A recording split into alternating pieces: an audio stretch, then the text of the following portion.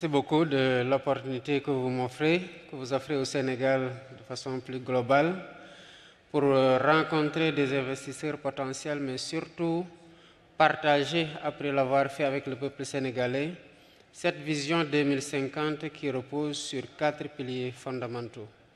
Comme vous le savez, depuis que nous sommes arrivés au pouvoir il y a de cela 7 mois, nous avons décidé de sortir de la logique des urgences électoralistes et de nous dire qu'il nous faut regarder très loin pour pouvoir mieux planifier et pouvoir prendre en charge de façon beaucoup plus large les préoccupations, mais surtout dans le cadre des solutions que nous devons trouver.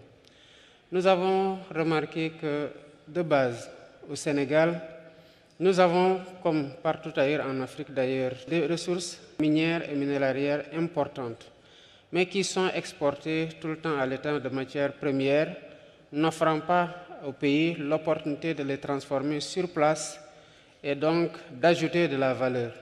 Et nous avons dit qu'il nous faut inverser ce cycle.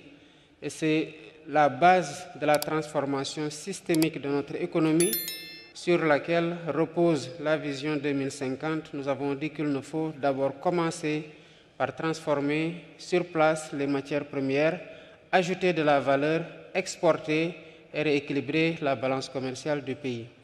Évidemment, cela ne sera à se faire que lorsque nous aurons des industries capables de transformer ces matières premières. Qui dit cela dit énergie.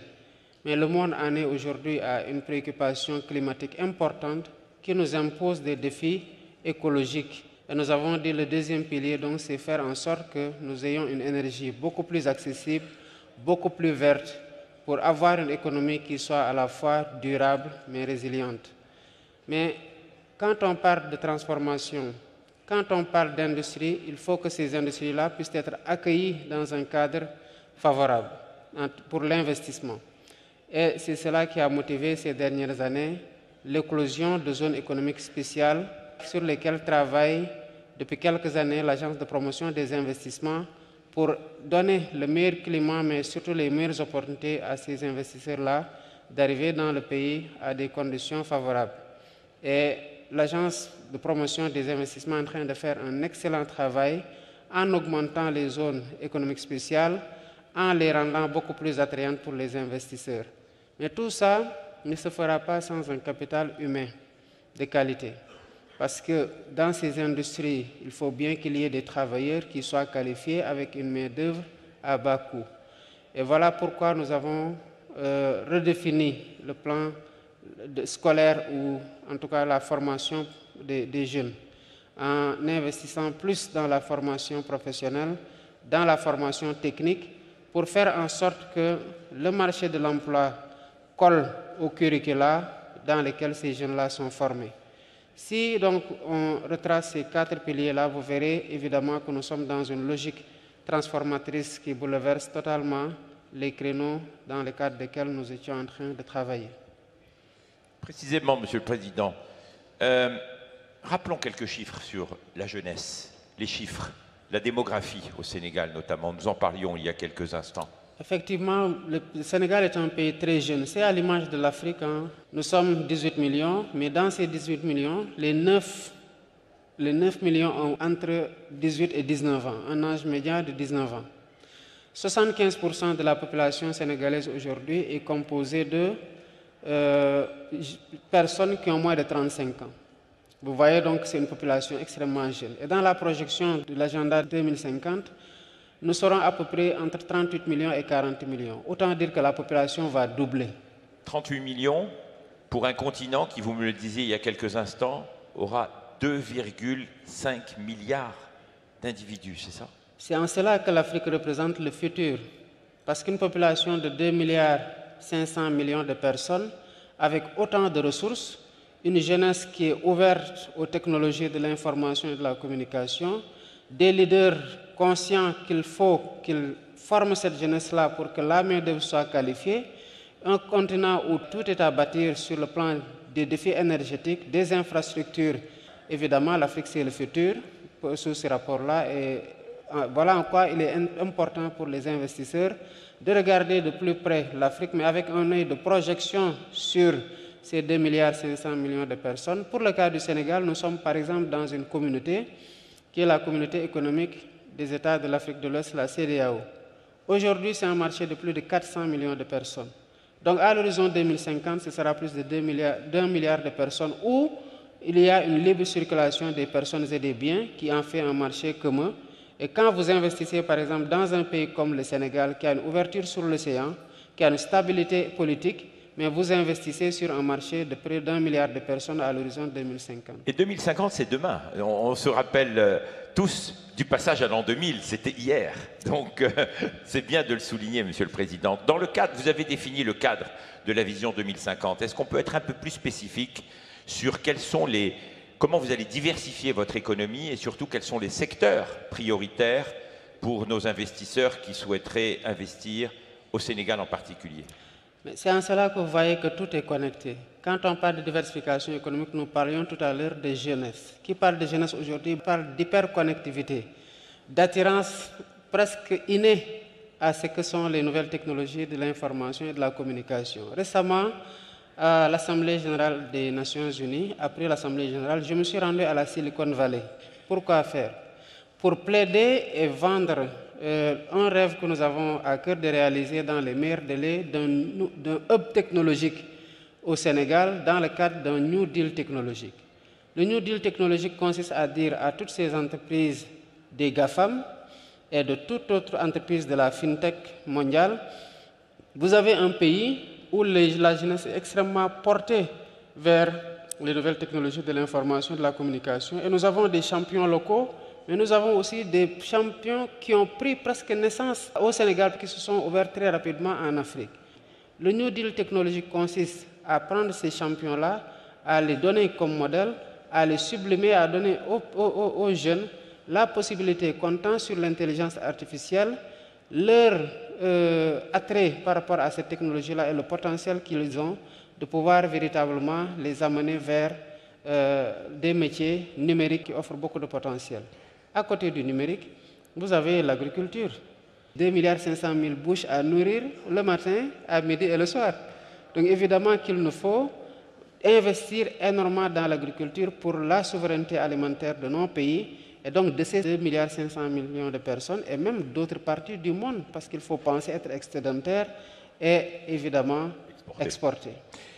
À part la sécurité alimentaire, l'agriculture, la technologie, l'énergie aussi, non? Ah oui. Le Sénégal va devenir bientôt une puissance énergétique. Nous sommes aujourd'hui à 110 francs le kilowattheure.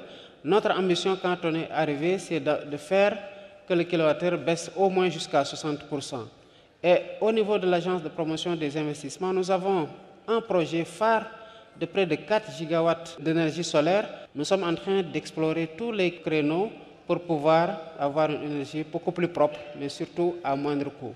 Mais l'un des projets aussi qui peut aller très rapidement, c'est qu'on a récemment découvert beaucoup de gaz offshore au Sénégal.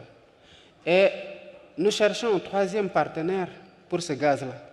C'est d'autant plus important pour nous que ce gaz-là ouvre des perspectives pour l'agriculture parce que c'est connecté après le gaz to power pour baisser la facture énergétique, mais c'est connecté à des usines de durée pour avoir une agriculture beaucoup plus performante. Donc il y a une certaine connectivité entre aujourd'hui ce que nous sommes en train de faire sur le plan de l'énergie, mais que nous essayons de socler aussi à ce qui doit booster l'agriculture, notamment la production d'engrais durée avec le phosphate. Monsieur le Président, comment les investisseurs peuvent accompagner tous vos projets industriels, diversification économique, en appuyant ce qui est le plus important, le capital humain? Nous sommes en train de booster des initiatives qui existaient et de concevoir de nouvelles initiatives pour pouvoir toucher le maximum de jeunes et de femmes. Au Sénégal, chaque jeune que vous voyez est porteur d'un projet. Chaque femme que vous voyez est porteuse d'un projet. On dit chez nous que c'est les femmes qui se réveillent à 5 h du matin pour aller prendre le poisson des marailleurs et le revendre au marché pour pouvoir soutenir la famille. Autant dire qu'elles sont très battantes. Et les jeunes aussi portent toujours un rêve de soutenir la famille, de prendre le relais. Donc c'est des jeunes qui se battent du matin au soir. Et après les avoir formés et qu'ils ont maintenant des projets, il faut pouvoir financer ces projets-là. Nous avons au Sénégal mis en place ce que nous avons appelé une agence nationale de la promotion de l'emploi des jeunes, mais surtout nous promouvons l'auto-emploi des jeunes à travers une délégation. Et à travers cette délégation, nous finançons des projets portés par des jeunes et par des femmes, notamment dans le domaine des nouvelles technologies, de l'agriculture, mais aussi d'autres initiatives que les jeunes et les femmes portent et qui sont en besoin de financement. Et nous sommes quand même en train de booster ça et de voir des jeunes surtout mettre en place des structures qui commencent à grandir, de voir des femmes qui sont dans un leadership à travers la mise en place de structures aussi qui grandissent dans la transformation des céréales qui sont aujourd'hui utilisées par des femmes transformatrices et qui les revendent à des supermarchés, qui les revendent à une clientèle qui jadis importait de tels produits. Donc nous sommes en train d'avancer et les investisseurs aujourd'hui, quand ils arrivent au Sénégal, ont toujours forcément, quand ils se rapprochent de l'APEX, qui essaie d'avoir un agrégateur des projets à financer, des jeunes avec lesquels ils peuvent aller ensemble et des femmes aussi qu'ils peuvent financer. Le Sénégal va bientôt accueillir les Jeux mondiaux, je crois, de la jeunesse, non? Jeux olympiques de la jeunesse. Les Jeux olympiques de la jeunesse. Vous pouvez nous en dire quelques mots? En 2026, le Sénégal sera la capitale mondiale de l'olympisme. Nous avons pris le relais pour ce qui est de la phase des Jeux olympiques de la jeunesse. Et le pays est en train de se préparer. Comme vous le savez, c'est un pays de sport, c'est un pays d'ambiance, c'est un pays de rythme. Et récemment, le comité international olympique est passé à Dakar avec son président pour voir où est-ce qu'on en était. Et ils sont totalement satisfaits du niveau d'avancement des engagements qui sont pris par le Sénégal. Ils sont arrivés juste au moment où nous avons tenu un conseil interministériel réservé aux Jeux. Et sur le plan de la communication, le comité d'organisation des Jeux a lancé un concours national auprès des jeunes pour la mascotte des Jeux. Et bientôt, ce sera dévoilé et ce sera certainement le coup d'envoi de la communication tous azimuts. Maintenant, nous sommes en train de préparer les athlètes, de préparer les infrastructures d'hébergement, de transport. Le TER, le train express régional qui s'était limité à Diamniadio, va aller maintenant jusqu'à l'aéroport. Et nous sommes en train, en même temps, d'acheter de nouvelles rames pour pouvoir assurer le transport. Mais dans la nouvelle ville de Diamniadio aussi, c'est tous des complexes qui arrivent pour pouvoir héberger, notamment sur le plan hôtelier. Donner en tout cas, bref, parce que nous attendons près de 7500 athlètes et près de 1500 encadreurs. Et c'est une formidable opportunité d'ailleurs de voir ce que la nouvelle ville de Diamniadio est en train de devenir et de pouvoir accompagner ça comme réponse à ce que les Jeux doivent donner avec tout ce beau monde-là qui arrive.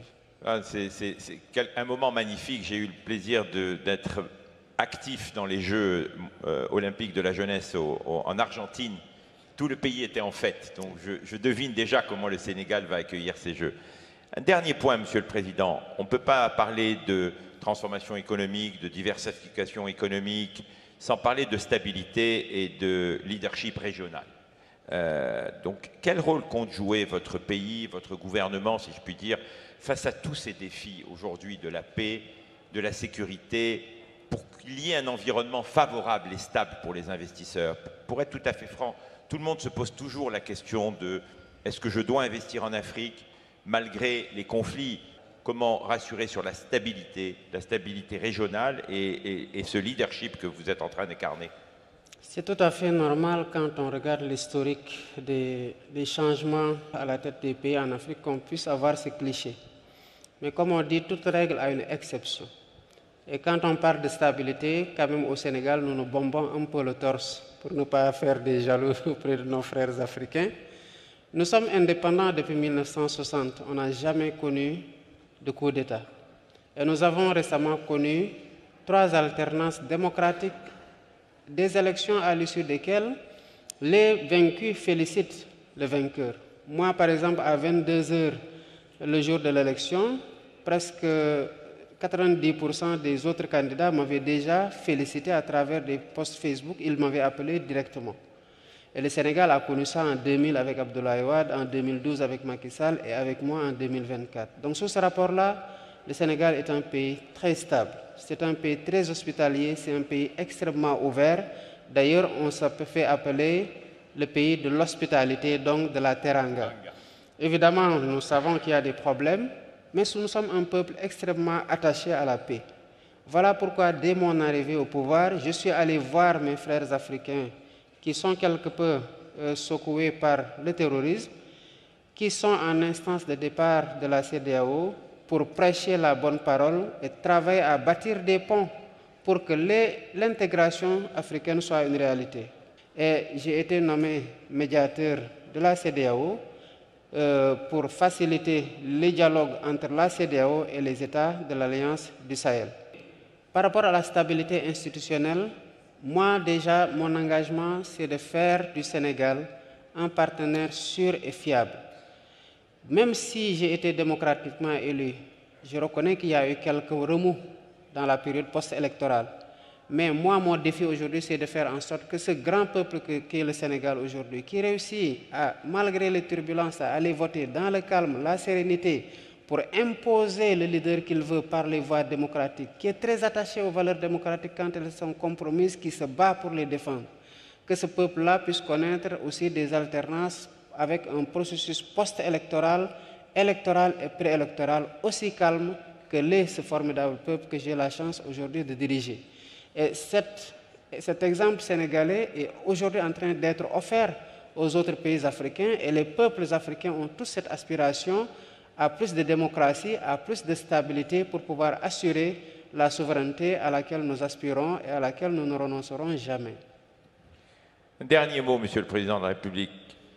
Quel message ferez-vous passer à nos amis qui sont dans la salle, qui viennent du monde entier, qui cherchent des opportunités? Pour citer Son Altesse Royale, le prince Mohammed Ben Salman, quand il a créé cette conférence il y a 8 ans, il avait dit « Je veux que ce soit la place où les gens viennent pour comprendre dans quel secteur et dans quelle géographie investir ».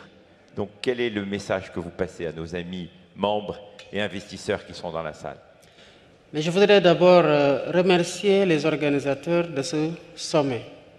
Et en premier lieu, le prince Mohammed Ben Salman, et à travers lui, formuler des prières pour les serviteurs des 2 mosquées. Vous féliciter en tant qu'organisateur pour cette tribune que vous offrez aux leaders et aux dirigeants. Je voudrais dire aux investisseurs dans la salle de regarder l'Afrique avec un autre œil. Aujourd'hui, en Afrique, c'est l'émergence de nouveaux dirigeants jeunes qui ont mal de voir ce retard que nous accusons sur tous les plans, qui ont mal de voir ce potentiel inexploité et qui ont envie de relever le défi et de faire naître un nouvel espoir qui va se matérialiser comme une réalité intangible en termes de qualité de vie améliorée par rapport à cette population qui l'attend de façon d'ailleurs tout à fait naturelle de ses dirigeants.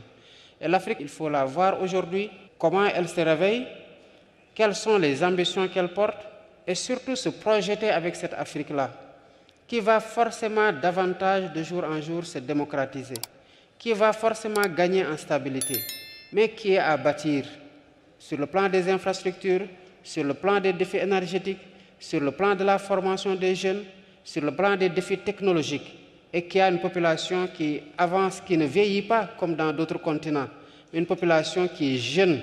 Donc, venez investir en Afrique, il y a à faire avec nous, à bâtir avec nous dans le cadre d'un partenariat fécond et mutuellement gagnant.